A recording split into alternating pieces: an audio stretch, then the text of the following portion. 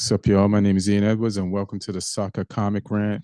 We got a laundry list of football to talk about. Like, this is a Premier League show, pretty much, but you can't ignore the final of AFCON. You can't ignore the final of the Asian Cup, where the home country gets three VAR penalties to win the game. You can't ignore the two teams at the top of the Bundesliga, Bayer Leverkusen versus Bayern Munich, uh, going head to head. You can't ignore two teams at the top of La Liga, Real Madrid and Girona, going at it. You can't ignore that there's also a Super Bowl going on this Sunday, Super Bowl Sunday. And then you got the games in the Prem. You got Man United versus Aston Villa. And we want to talk about Douglas Luiz and his premature shimmy. Yeah, fam. We saw that. Now what? Are you still shimmying in the goddamn loser locker room, fam? Are you still doing this? You still doing this in there? Enjoy it, because that's all you got out the game. Barca tied, and Southampton, the Saints keep marching on, and we're going to talk about them. But we got we got Lee Hudson, stand-up comic. It's in England, Southampton fan. If you can't tell by the shirts in the background, what's up, fam? Well, good. I'm tired. It's been a busy weekend. I just come off I've 6 shows this weekend between Friday and Sunday. Leicester, London, and Cardiff. Watching football games in between, as well, whenever I could on the TV, and catching up with games afterwards as well. So yeah, it's been a busy weekend, but a fun one. Like pursuing your two loves. Yeah, like that's what more can you ask for? What That's I'm it. saying? And Southampton won again. So yeah, I'm happy. It's a satisfying weekend. This is pretty satisfying. Yeah, tell me about it. We just beat Man United. Just beat Aston Villa, and at Villa Park. And it's funny because I spoke to Lloyd, the big Villa fan Lloyd is, the day before, and he's like, "Yeah, we're gonna 100% win." So I was in Joshua Tree, celebrating a friend's birthday. So I had to drive home and watch the match after the fact. But the fact that I didn't get a call from Lloyd gave me some hope. So when I was watching the game, and even when we were on shaky ground, I was like, Lloyd ain't hit me up. There's no way this could go south. You know what I mean? So I Didn't watched it realize with more I didn't realize Villa fans confidence. got so cocky these days. Well, Lloyd is like joke cocky. Mm. Like, it's like if I call him and say, you guys, or they say they have a big win, he said, well, that's what big teams do, Ian. Or if they're going to get a player, oh, that's what big teams do. We go out and get the business done. So, but he knows, for the most part, Villa has a very toxic culture. I bet if you go to the score on Instagram and look in the comments, it's going to be negative. It's going to be Emery out. He doesn't know how to handle big games. I might go there. Usually I'll go to United fan channels and listen to them and enjoy like just everybody's excitement over the win. But going into the Villa comments is it's caviar. Because those, they're so defeatist, and when you get defeated, and Spurs won this weekend, and then we get closer to them, they feel like they're in this get out of get out of Champions League contention sandwich. They're not comfortable. They're not going to be comfortable. So it's not the biggest game of the weekend. We'll just talk about United. Get rid of this out the context, and yeah, we have been playing different organizationally, and we have more discipline, and we'll press, and then we'll go to a mid block, and then we'll go to low block. We'll switch in between. We've shown a lot of discipline, and a lot of people, after you go to the fan channels, they'll give players ratings, and all of them are rating Bruno very low. But do not ignore what this man is doing defensively. I've been saying it for weeks. Like, we've tweaked how we play, and people like Bruno, like, you can't complain about Rashford not running back and then ignore the defensive work that Bruno Fernandes is doing. He's sacrificing assists and goals until we can, like, kind of steady the ship and these young guys can be more clinical with their chances. You know, you can't be, you just have to defend in the Premier League, because at any moment, any opponent can score on you and surprise you, especially on the road. It's best to, like, let's get some points. And, you know, none of these teams, it's not a luxury league anymore where you could, like, be like, oh, these are 14 guaranteed wins for the season because these 14 teams are weak. It's a highly competitive league. I've also noticed through watching our game, because we really slowed down this game, like, the tactics and the better coaching has slowed down the play in the Premier League. Like, it's because, like, everybody used to be going 100 miles an hour a minute, but because people are playing out the back and you don't want them to play you and play around you, you like, you know, everybody's like set up not to get played through, and there's this waiting game, and the ball goes from the goalkeeper back to the defender and back until there's a space. So the franticness of the Premier League has changed since, like, we got so many good coaches in the Premier League. But I want to give Bruno a shout out for being good defensively. I thought having Casemiro back playing with Kobe Mainoo, I don't think people are giving those two players the credit that they deserve. Like, just working with each other. It's probably Casemiro's third or fourth game playing with Kobe, so they got to get used to that. That's a new partnership. But Casemiro he got one yellow card today, but he didn't, like, irrationally slide tackle anybody off the pitch. And shout out to Hojllund for getting that goal, right place, right time, staying loose in the box. You know what I'm saying? Being ready for anything. And then there was a moment, or a few moments, when, to be honest, Aston Villa should have won this game. They were not clinical enough. And even Douglas Luiz, even though he has a goal, he had chances and he wasn't clinical enough. He could have shimmied at least 3 times this game. He only shimmied once. And thank God they weren't clinical enough, because Ramsey had chances. Douglas Luiz had chances. Who else had chances? Watkins. I think Watkins had chances. Yeah. So, yeah, they didn't put them away, man. They overloaded us on the left, and we had trouble dealing with that. The lot had, like Garnacho needs to come back more, even though he had a good game. Offensively, he looked lively. He needs to come back and help more. We can't get overloaded like that by other teams, so they will take those chances. And I feel like Onana had a decent game, and everybody's gonna say Scott McTominay, but that's what you're supposed to do. And you come in as a sub, you're supposed to help us defend, and if you can get a goal, you get a goal. So I'm glad, like, Ten Hag made that substitution. It doesn't change my mind. I don't think McTominay should start for us at all, just because he comes like that. You would never start Solskjaer. You know what I'm saying? You would never start Solskjaer.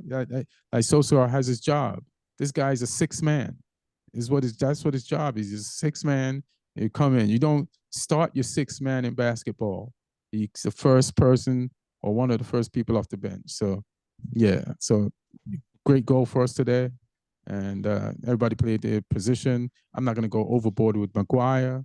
Like, you could, even when he has a good game, you could see his deficiencies, and that's what worries me. You could still upgrade and get someone without those deficiencies. They're just better center backs, and we're Man United, and we should have them. So why am I happy that Maguire did better than he normally did? He did what he's supposed to do. But yeah, I would have settled for a tie, but we got the win, so I'll take that. I don't know if you have any points on that game or thoughts. Yeah, I thought it was a really interesting game. I watched it live, and um, just obviously, I thought you guys started really strongly. You came out looking, looking up for the game, looking like there was a good energy level about you, kind of thing. And then the goal came at a good time. And the second half, start of the second half, like it was kind of expected that Villa would come back out Mm-hmm. like flying, trying their hardest to get back in the game, and they eventually did that. But yeah, they had some big chances. There was that one where the cross came in low and Watkins got ahead of the defender, but Onana was just there, point blank range, saved it. Yeah. Um, and yeah, they had some other ones. But I thought you guys, I mean, looking at the stats, they had double the amount of shots on target that you guys did. Mm-hmm. But then I look at like a couple of the chances Garnacho had for you guys, where Yeah. he was running through the middle, it opened up, and then he bent it just wide of the post. It's not a shot on target, but it's a big chance if he had have bent that one in. And another one he just didn't strike properly. He hit it too weak Yeah. at Martinez. So you guys had your chances as well, I think. But yeah, you did well to only concede once when they were on top in the second half. You limited it, and that always gives you a chance later on in the game to take the win. And yeah, that's what you did. It was like you say, it was interesting watching Mainu and Casemiro together in that midfield. Just sort of the youth and the experience together. But Mainu is just impressing me every game, how composed he is and how completely not overawed by big games he is. He's just so calm. Um, but yeah, just an interesting game to watch as a neutral as well. Like I said, it's end to end. There was players like everyone on that pitch wanted to try and win that game. There was a little bit of spice to that game as Mm-hmm. well. There was some hard tackles going in. There was a lot of yellow cards flying about. So that was interesting. Yeah, that Douglas Luiz celebration, like you say, it's like you can't be doing that. That's because That's I for the winner. That's for the winner. yeah, and that's got to be a late winner if you want to do that. Yes. But I mean, you talked about the comments on the Villa All right. Instagram. It's not even Villa fans. It's just all fans, I presume, of United or someone else, just all saying that Douglas Luiz is a clown and why is he dancing and you're not dancing anymore, kind of thing. So people saying Hojlund's better than Watkins. The only thing on there is Villa fans moaning about Bailey getting subbed. Oh, okay. That's There's that's this literally it. there's this one Instagram. It's called Afro. I can never. It always pops up, but it's called Afrin or Afro Villa or something like that. Aston Villa, and that's where people go to fight and to and to spew their hate. But yeah, the Douglas Luiz. Yeah. It's that I feel like if there's one thing he's going to be remembered for is that celebration. That you do that shit at the end of the game, like you said, game winner, game winner. Not yeah. There's something. It's Yeah. funny. Is there something disrespectful about that? It's like spitting on somebody, and nobody roots for the guy who spits on someone. So. Nah. But I mean, a really, really important 3 points for you guys as well in terms of like keeping your season sort of in the hunt for being on the outskirts of the Champions League qualifying places. It reeled Villa, I think, within to 4 points of you now, which that's not a big gap at all. The good form you've put together over the last few weeks. The win against Wolves, the win against West Ham, now this one as well. You're quietly putting a little run together. Right. And it just proves you need your players. And when we were losing, we didn't have our players. Like you look at Newcastle this weekend, and they were in a tough game versus who were they playing?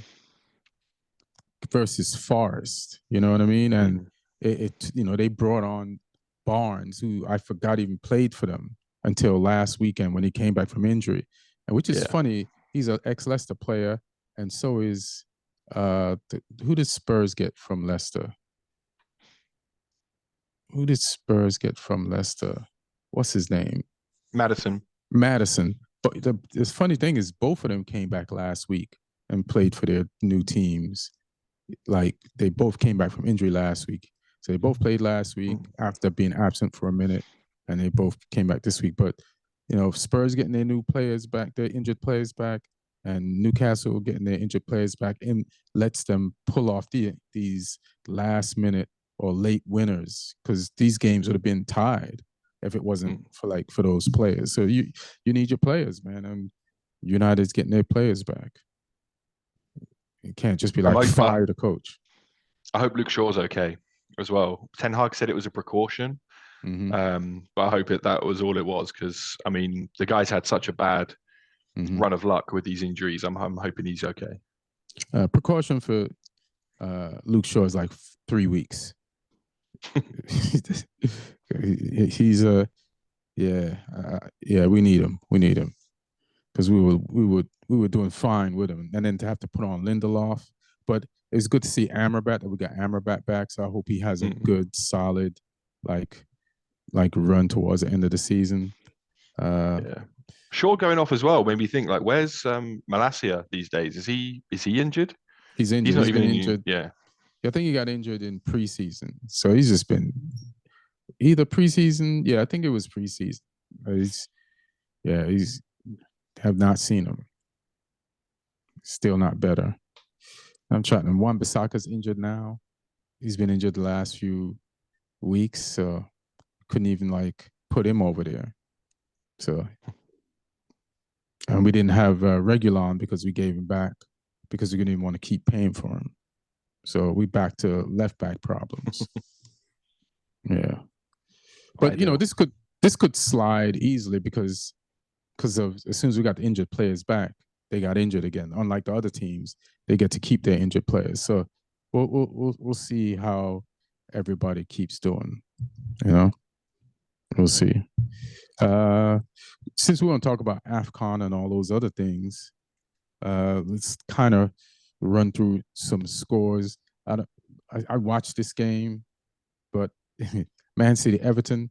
It's funny watching this game because and Man City won 2-0 because everybody expects Man City to just run through people. And I've said this before, they are so disrespectful to the other teams.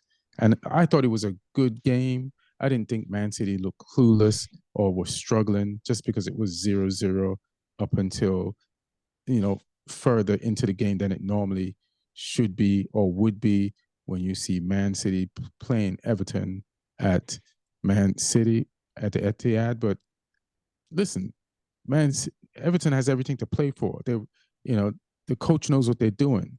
They're pretty organized, and they're gonna give you a tough time. It's not that Man City's off their game, and they just got 2 players back. They just got Hojllund back, who started, and they just got Kevin De Bruyne back. So just let the game cook. Like Messi with Barcelona did not win every game like 5 minutes in. It was not a 4-0 blowout 5 minutes in. You know what I mean? Like even the best teams, they got to grind. And that's what makes Man City good, because they can grind. They're not thrown by a challenge, and they get it done and figure out a way. And that's what makes a championship team a championship team. So, yeah, and then Haaland, this is why you have a Haaland on your team, to get 2 goals like that. When a team is playing so good, they're giving you nothing, and the thing that you have over them is a Haaland. And it's like, yeah, that's why he was worth way more than what they paid for him. But they got him, and they're using him right. So, any thoughts on the Man City Everton? Yeah, I mean, I was following that game during the day, looking for the updates and stuff, and I was like, oh, it's been 0-0 for a little while. I was like, is this going to be a classic Dice job, where they just go and just shut a team down? But then, like you say, City have got those quality players who make a difference, and was it the second goal, the one that Haaland just ripped it in? Like, it was like Pickford got something on it, but it was so powerful, it almost took him into the net with it. Like, he was a man on a mission, because those were his first Premier League goals in like a long time. I think 76 days or something they said, or hours. They say that, but they know he was injured, so I don't know why they put it like that. Yeah, but I think it's still a big thing, because he's come back from injury. He's not looked fully up to speed, but I mean, this game he definitely definitely did when he, as soon as he got back in that rhythm, he was deadly. And just it's the first goal, the one that he smashed, but the second one as well, like the ball from De Bruyne, world class, and then he ragdolled Branthwaite off that ball. Like, the Super Bowls tonight, that was, that was like he was just like, no, get out of there, like just absolutely, absolutely gymmed him. Just no, get on the weights, and Get on the weights. calm finish as well. So yeah, Branthwaite just got a lesson there. But yeah, it's City doing what City do, isn't it? Just finding a way to win the game. Yeah, yeah. That goal, the first one, like you have to give like a goal like that the credit it deserves, and you did, because it's just the way it was hit, the power, and just it's like it looks like he turned a scramble goal off your shin goal into like a first class thrashing laces sideways into the back of the net. And then like that second goal, it's like initiated contact with the defender to knock him out of the space so he can have it all to himself. Like, and this defender has been having a good time in the league. You know what I mean? Like, if everything goes down, he's good. He's staying up. Somebody's gonna get him because that guy can defend. But he just was like, bruh, you're not in my league. Not only will Everton probably not be in this league, you're not in my league by this time next year. And just now it's just poor Pickford and goddamn the best striker in the world coming down on him, and Pickford ain't gonna win that. So that was world class shit. I'm glad Brentford beat Wolves. Ivan Toney got one of those, 2-0. That's pretty incredible. And then I don't know if you got a chance to watch the Tottenham Brighton game. You were traveling a lot that day, but what are your thoughts on that? I watched the highlights back. I saw the goals. Brighton started strong. They had that chance. Welbeck was doing things, looking dangerous as well. So yeah, it was just a shame. Like Spurs, just they've got firepower now. Son was back, like you said. Maddison's come back the last few games as well. So they're getting back up to full strength. They had, they suffered with their injured players the same way other clubs have, like the way you guys have. And then annoyingly now they have players back. So yeah, it was a strong performance from them because Brighton are no pushovers. Brighton make it tough for any team they play pretty much. So yeah, it was a solid time for Spurs to just keep going till the end, and winning it as late as they did, I think is a sign of good character for a team. As much as I hate to say it, grinding out that win, getting it late, and just the fact that they had Johnson to come off the bench and do that. They had Son coming off the bench, like Bissouma coming off the bench as well. It's their squad's looking strong. Yeah, I wanted to talk about those three subs, like in the 60 something whatever minute when you can make that 3-man substitution. First of all, it's demoralizing to the other team. You know what I mean? And then those guys get between them get the goal. Son, was it the Son cross to Brendan? Yeah, and he puts it in the back of the net, and it's like that's two of the subs involvement. So it's like this team is just going to keep. It's going to be tough to displace them, for sure. It's been a few hours since the Arsenal West Ham game. Does David Moise still have his job yet? Because the Hammers got hammered. I mean, yeah, he's still got it right now, but then then West Ham fans are ungrateful, and this will make them even more ungrateful right now because they were calling for his head after like narrow losses. These last they were calling for his head after wins. Yeah, just looking on Twitter now, and Moyes out is trending. West Ham is in 8th. and they're like Moise out. Yeah, they're yeah, in they're that eighth. conference. They got a trophy in the cabinet. They're in the Europa League still, 8th place. This is a relegation team for a few years in a row until he got there. Yeah, there's yeah, I'm just looking at that hashtag now, Moise out, and it is not pretty. Yeah, their fans are angry. I mean, no fans are happy after it. Not many fan bases are rational after a 6-0 loss or happy after a 6-0 loss. So I can kind of get it, but let's see if they calm down and get some perspective. But I'm not sure they will. But I mean, Arsenal are always a team that can do that to someone. Just because of the way they move the ball and the players they've got. They found a clinical streak that they've not always had this season, but it's in there. They have the capabilities to do it. And West Ham didn't defend well. They always seem to have a lot of players there, like a lot of bodies, but they just couldn't deal with Arsenal's movement and the balls they were playing around. And yeah, just then obviously the big cherry on the shitty cake for West Ham was seeing Declan Rice smash one in from 30 yards. That has to hurt. And even though he didn't celebrate it and did the whole typical, sort of like no. But yeah, it's just not a good day to be a West Ham fan. But they just need to wipe that one from the memory and see how they get on the next few games and before they start really going crazy.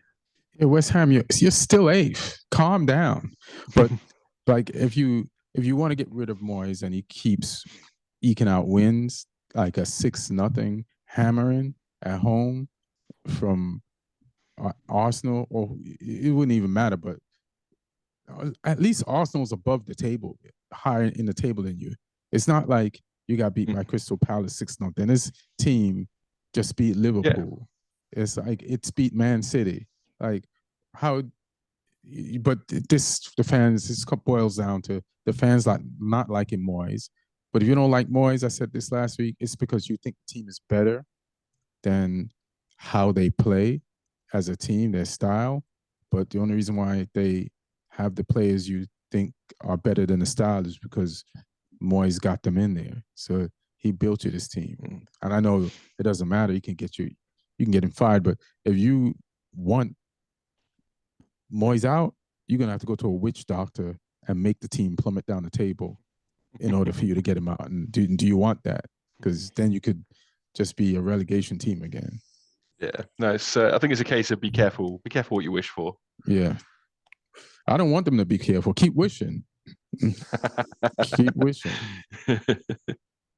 Let me see. What else was big?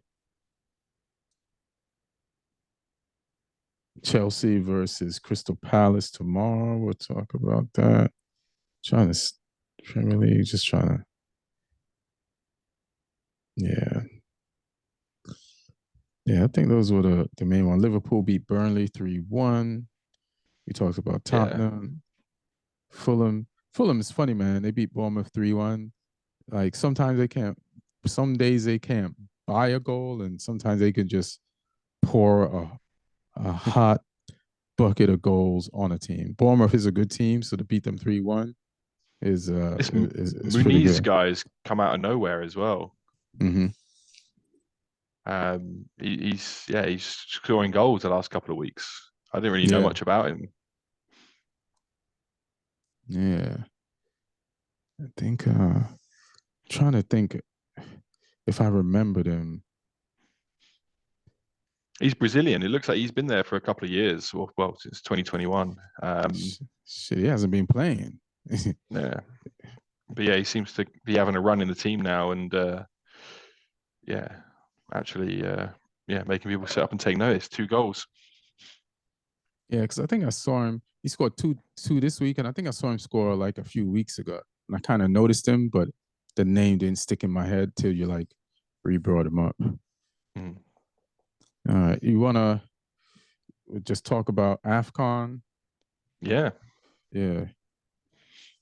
So the AFCON finals got played, Ivory Coast versus Nigeria. And it's funny to like when they do their anthems and you go down the line and you see who you notice and you see Aurier for the Ivory Coast. You see Lookman. Like I was looking at Lookman, I didn't know it was him until I was watching the highlights and said, "Oh yeah, that's Lookman. That's Lookman. That's why I know that face." And just shout out to Sebastian Haller, man. Just he's had a tough like time health wise. Had testicular cancer, came back, played for Borussia Dortmund, and that's after being like leading scoring Ajax and having some great seasons before. And before that, he had a terrible time at West Ham, right? Yeah, he was signed, and yeah, he didn't really do much, and ended up going to Ajax, and then killing it there afterwards. Yeah, and then to Dortmund, and then to play for the Ivory Coast, and to have a disease that can kill you, to win the African Cup of Nations, to score the winning goal for your nation. Hey man, just you got all my well wishes and love, and I wanted Ivory Coast to win it. Their story was amazing. Did they fire their coach? The coach they wanted wasn't available. The last one that got them to win it. So then this is an ex-player who's their coach now, that coach into the rest of the tournament. Let me just double check, because I've only been sort of half following AFCON. I've been looking at the results and that, but the news stories, I've been sort of only half seeing. I know they started the group terribly as well, because it's on home soil. They were angry. They were not happy. So yeah, because Jean-Louis Gasset went during the tournament. Who is in charge? Because I saw him on the sideline. It's weird the way they showed him like MS Faye, yeah. Was he an ex-player? I believe so, yeah. His name rings a bell. Yeah, he's French-born, but played for the African nations. So I played for Ivory Coast in the African nations before. Right. Yeah, for a player, for you to be like, hey man, we need you to coach. Say what? For the African Nations tournament. But it started already. Yeah, we know. We got rid of the guy. so you want me to start? Yeah, because we can't get that other guy. Can you do it? Because we got to keep going down this list if you can. And then he shows up and does this thing. So congrats, Ivory Coast. And hey man, nice try, Nigeria. I usually root for you, but Ivory Coast just had a better story. And in the Asia Cup, all the teams that you expect is gone. There was no Australia. There was no Korea, no Japan in the finals. It was Qatar and Jordan. Now, Qatar kind of expected, because they invested so much money in football, because first of all, the tournament was being held there, but they also, I think they've won it before once, but they also, they just did the World Cup. So they have the bones there to make a good run in any tournament right now, especially the Asia Cup. But they got this dude named Afif, right? Afif, like I've been watching like some of the highlights of the games. This dude be running those Asian nations ragged. Like he's just all forward, all over the place, midfield, just killing it. So I saw him in the game before. I think Qatar beat, was it Iran? Yeah, they beat Iran 3-2. Iran. And the thing that stood out about Iran to me, the thing that stood out about Iran to me was, besides Afif, was Iran's black goalkeeper. So I got to do a deep dive. I'm like, why does Iran have a black goalkeeper? Are they black people in Iran? Are they black Iranians? My homeboy in Qatar said they are. So I got to look into that. But yeah, Afif was killing it. I think he scored 8 goals in the entire tournament. 3 were in the final. Now, I didn't watch the game. I was texting with my friend in Qatar, and he said, "Yeah, we just won a minute ago, 3 VAR penalties," and I was like, "That sounds shady." You're the home country, and in the final, you get 3 VAR penalties. But I looked at the highlights, and 2 of them were legit. Yeah, At yeah. I least 2 of thought them two of were. them. Yeah, 2 of them, and that's all you need. Is in a 2-1, in a 3-1 game. Is 2 of them to be legit. You still win the game, and so and for a thief, legit or not legit penalties, to score 3 penalties on the same goalkeeper enough. First of all, taking 2 penalties in one game is a lot of pressure, because even if you score the first one, now the goalkeeper knows your preferences. Then you score the second one, and then you're faced with a third. But this is a final. You're home. You know what I mean? And so he's a ballsy ass dude, electric player. Look, he looked great. Like the times I saw him when I checked out the tournament. So Qatar, congratulations, and congratulations Ivory Coast. I don't know if you want to say anything else about these tournaments. Um, yeah, I'm not sure if this is the first time when both host nations of those tournaments have won, like Oh shit! at the same time. I know host nations have won previously, but it was Mm-hmm. interesting seeing um, 2 teams like as the tournaments are going on concurrently, both host Mm-hmm. nations winning. So yeah, it was, and Ivory Coast certainly didn't see it coming earlier on in the tournament when they were, sacking their manager and losing games to teams that they really should have been beating.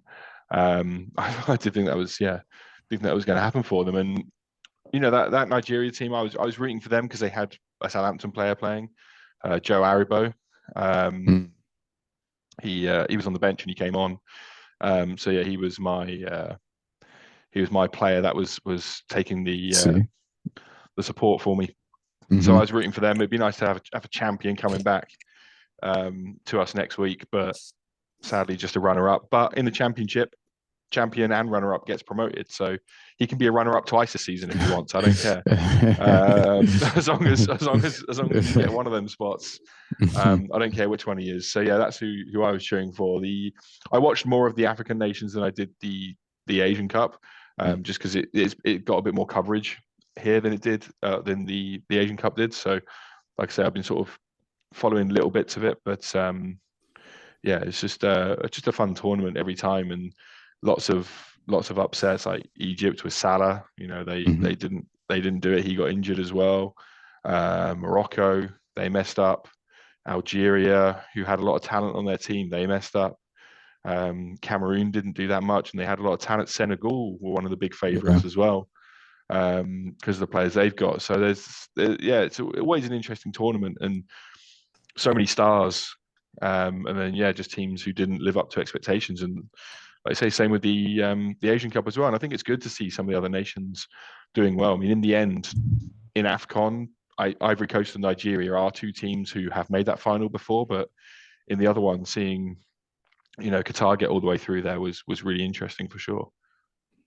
Yeah, it's pretty dope. And then staying out the league, Bayer Leverkusen versus Whew. uh by Bayern Munich, and it was a legit ass whooping by Bayer Leverkusen and Xavi Alonso ex Bayern. They but you what do you think of these results? Um, I mean, the Harry Kane curse is real. Oh Um, shit. this guy's never going to win a thing. Oh god. But I mean, Oh I shit. watched that game back, and Leverkusen dominated. They didn't have the ball the whole time. Like Bayern had more of the ball, but Leverkusen were calm, and they Mhm. created bigger and better chances, hurting them on the break. And yeah, they were just clinical, and it was good to see Nathan Teller playing well, who started the season with Southampton. They bought him right at the end of the transfer window, so he played a few games in the Championship for us and scored some goals, and then went Oh to shit. Leverkusen. And he sort of started on the bench for them a lot this season, but then sort of started, starting games recently as well, and he was a menace. He was running at people. He got an assist for one of the goals. So I'm rooting for Leverkusen because of that. So there's anywhere I can see a little Southampton link, I'm on board. And they gave us good money for him as well, which helped us out. But yeah, just a dominant performance from Leverkusen, and I think that game, because Bayern weren't that far behind them before this game, and I think this game will give them the belief that they can go on and win it. Because I think if they'd have lost this game, I think they would still have been ahead if they lost that game. Let me have a look at the table. But it might have knocked their confidence to the point where they were like, oh, I think they're 5 or 4 points ahead. Yeah, it might have started going downhill. Yeah, they're 5 points ahead. So even if they'd lost, they wouldn't have been. Oh no, they would have been. Bayern would have been up to 53. Leverkusen were 52. So yeah, Bayern would have gone above them. But I think Leverkusen are the only team unbeaten in the top leagues now. Still haven't lost a game, which is incredible, really. To be at that stage of the season and still not lost a game. Southampton to have like an unbeaten streak like this. I mean, we've our streak is bigger than theirs, but only because our season is bigger than theirs. Because we had a bad spell at the start of the season. Our streak is bigger than theirs. But I mean, it's fantastic what they're doing. So tell me what you guys are doing right now, and then we'll jump back into, because I'm torn, since we're just talking about streaks, and but just an observation where and this doesn't normally happens in one league, but not in two leagues at the same time. But it's kind of happening in the Premier League too, where like Girona lost today or yesterday to Real Madrid, but they were at the top of the table. Bayer Leverkusen's at the top of the table, and the United, and in the Premier League, there are teams in the top four that are not traditionally in the top four. And right now, it's or is it Villa? And even Villa is like at 5, I think, or something like that. But a few weeks ago, they were in the top. I think they were second at one point, but it's. I wonder if something's going on, or this is just a coincidence. Is financial fair play got something to do with this? I wonder what's going on. I think it's just it happens every now and again. We get this with teams. Because I think I posted in the chat yesterday, even though Girona are owned by the City Group, their level of spending isn't that high. Their wage bill is minuscule compared to Real Madrid's. So the fact they were up there, obviously that wage bill looked apparent when they played each other this weekend. Because like I say, if Leverkusen's win over Bayern gave them the belief that they could maybe go on and win the league, I think Girona's loss to Real Madrid probably knocked them to the point where they're like, actually, we're pretty far off these guys. If not mathematically, but in terms of the evidence on the field. Yeah, all Girona has to do though is just keep on beating everybody else, and they should be safe. So we'll see. Just getting Champions League would be huge for them. That's so crazy. Yeah. Girona Champions League is just it's just crazy. And then let's talk about Southampton, mate.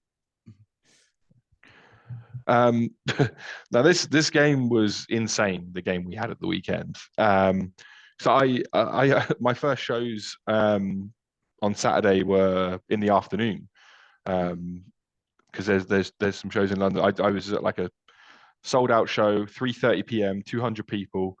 I look at my phone just before I go on stage, because I'm like, oh, there's games going on. I need to keep an eye on this. I look at my phone, it's 0-0. I'm like, okay, cool. It's the first half. I don't need to worry. I came off stage and we're 2-0 down. I thought, what the fuck is going on here? I then went into a different room in the club, did another set, came off stage, and it's 2-2. I was like, what is going on here? And then I just followed the rest of the score on my phone. We went 3-2 down. Huddersfield were leading 3-2, and then we went into overdrive and scored 3 goals and won 5-3 in the end, which is crazy. It's a crazy scoreline. And yeah, Huddersfield are a struggling team as well. So for them to go 2-0 up at half time against us was pretty big for them. But then just I think the quality we had, we brought some our subs changed the game as well. I think 3 of our 5 goals were from subs.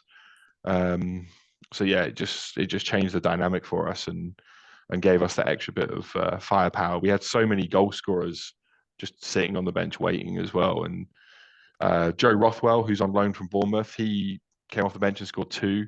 And one of his goals, I think I put it in the chat. It was like a corner came in and the keeper punched it out, and he just first time volleyed it straight into the top corner with just impeccable technique. It was ridiculously good. He hit it so cleanly, and it was beautiful to see. If anyone hasn't seen it, if you go onto like the Southampton Twitter or Instagram, it's on there, or just search like Joe Rothwell volley, because it was disgusting. He hit it so nicely. I gotta check that out. I think, did I check it out? When did you put it in the chat? Saturday night or this Probably morning. not. It's not very far if you scroll up. All right. In the chat, it's on there. It's an ITV football clip. Let's see. They go to. It says scroll up. Yeah, it's not that far up. See an article on Harry Maguire. It's just above that, or a few above that. A few above that. See this? I see the score line for the game, 5-3. Oh, it's below that. Yeah, it's not there then. Oh, it says, oh, I know I didn't get it. It says message unavailable. This content may have been deleted by its owner or hidden by their privacy settings. Maybe reviewed on Instagram. It's one of those. Once in a while, I'll get one of those. Yeah. But what I'll do, I will, because I have another one of it. I will send it to you right now from a different page. Because I think you need to see this. This is so good. See this bullshit goal, man. Look at your young coach. Oh, the slice. The goalkeeper's like.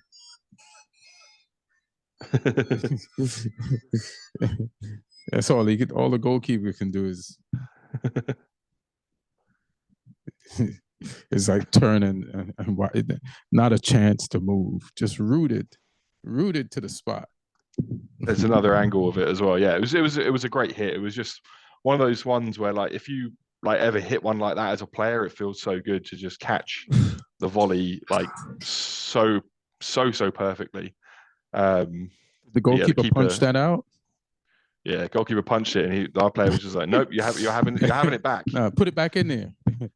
It's going back in there. It's hilarious. But yeah, the run continues for now. 25 games, 22 in the league, and 25 in total. Yeah. So long may it continue. I thought it was done when I saw 2-0. I was like, it was nice while it lasted. We are over. But I mean, Ipswich dropped some points this week. Leeds didn't. Leeds carried on winning. Leicester carried on winning, but Ipswich dropped some points. So that did us a favour. We got back-to-back away games now, and one of them is Tuesday and one of them is Friday.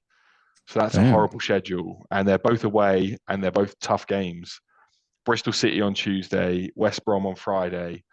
If we can win both of them or just stay unbeaten, I'll be so surprised. West Brom worries me. They're a really good team, in good form right now. So I mean, they should be worried about us too. But I mean, and our next game after those 2 away games is at home to Hull, who have got a really good team. They got Carvalho on loan from Liverpool. They're looking really solid right now. So these next 3 games, I think one of them will be there where the run ends. And if it's anywhere, I think it'll be West Brom, but we'll see. It'll be where the run ends. It's just can't get the cynicism out of you, even among the 25 unbeaten streak. All right. Jesus Christ. Uh, just trying to look at the big games next week. See Brentford, Liverpool, Burnley, Arsenal, Newcastle, Bournemouth, Fulham, Villa, Forest, West Ham, Tottenham, Wolves is going to be tough. Chelsea, Man City is big. It's kind of fake big because of the way Chelsea's been playing lately and where they are in the table. But people are going to definitely be glued to Chelsea versus Man City. But is Mm. that the Etihad? I'll just put my money on City to like handle their business versus Chelsea and keep the pressure up on, you know, Arsenal, who are playing phenomenally, like beating Liverpool, really seem to inject some new energy into them. And I mean, they may go, and who knows? I feel like before, to me it was like between Liverpool and City, and now I'm gonna be open to say, you know, they gotta. It's a 3 horse race. That's what I'm gonna say. Yeah, I think And that's then, fair. yeah, I was trying to see what How do else you has feel about been. United away to Luton? I don't trust Luton. They're like a wounded, you know, animal. And then I watched Luton, and even even when they lose good. Like they can play, they can ball. Mm. They can ball. So I I just the same energy we put into the last 3 games, I want us to put into Luton. You know, Mm. like we have to like help each other, play like a unit, be disciplined, hustle our asses off, and use our quality. And do not take 3 points is 3 points.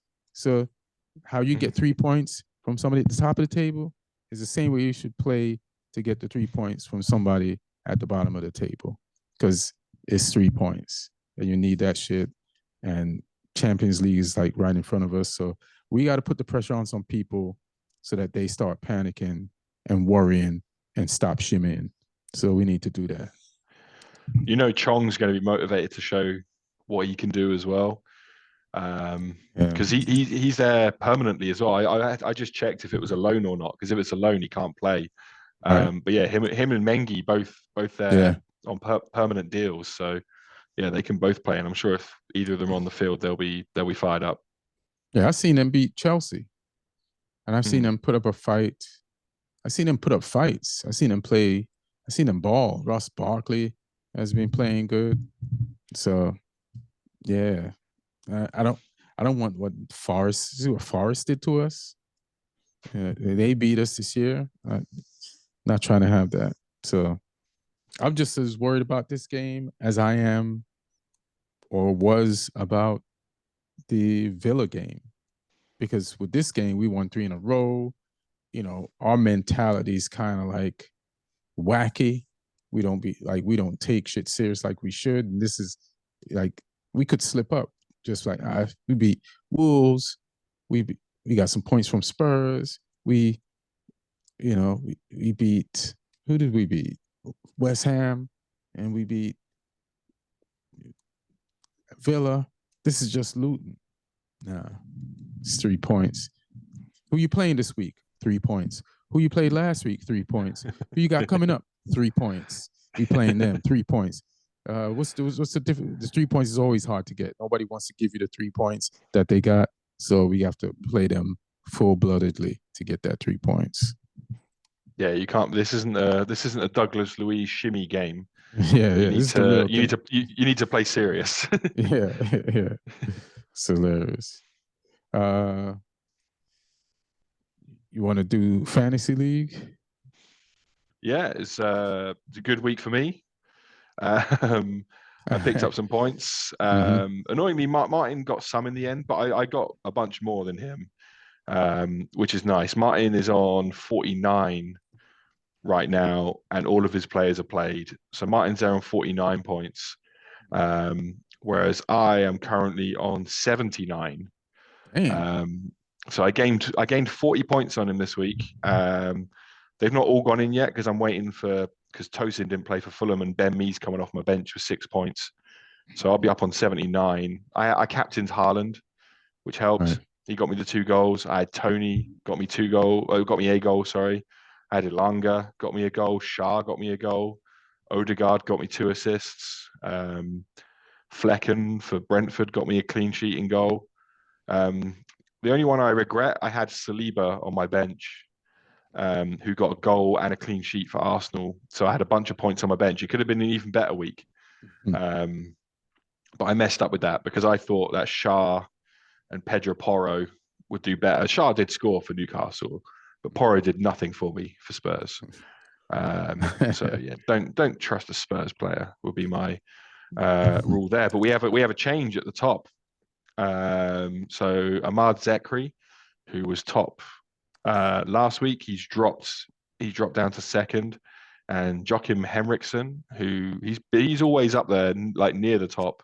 So he leaped over Duda. He leaped over Duda. Come on, man. Yeah, he's up. So he's up there now. He's top of the league right now. He's got 83 points, so he did even better than me.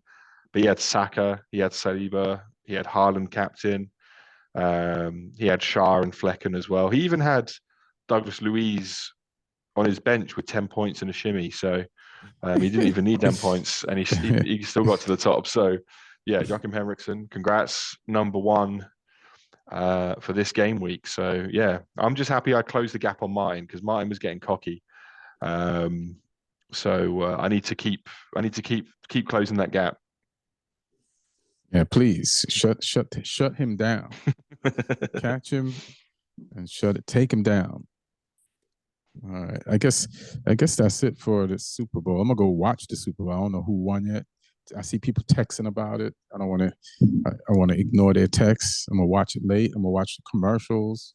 So it's gonna be a long watch because this is the time. But Usher's the halftime show, isn't it, this year? Usher's, yeah. It's just a huge thing because my friend sent me this article. So I might be fudging the numbers, or this might be the real number. But Taylor Swift is dating that Kansas City football player. Yeah, Travis Kelce.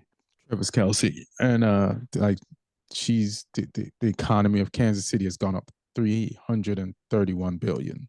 I think I don't know how. I don't know where they get these figures from, but even if they're exaggerating and it's 10 billion, that's still pretty impressive. Yeah. Yeah. But it's wild. Yeah, so it's pretty wild. Yeah. So it's a big game. And in Kansas City, they're like the new Patriots, the new version of the Patriots, because they just keep going to Super Bowls. Yeah. So we'll see. That'd be interesting. Yeah, I'll go and check that. I'll check that out in the morning after I've had some sleep. Yeah. I might fall asleep watching it. I'm tired now. But I'm gonna go check it out. All right, everybody, thanks for listening. Yeah, and then you want to plug? No, it's Lee Hudson Comedy on Instagram. Post up show details there. I'm all around the UK. Going to be coming to the US soon as well. So, where you going? Just booked it last week. Going to be doing New York and Austin on this trip. Oh, dope. So I'm trying to sort some stuff out for those places, and I'll post the info when it's on there. I bet. All right, thanks for joining again. Everybody take care, be good to each other, and one love, and let's enjoy this football.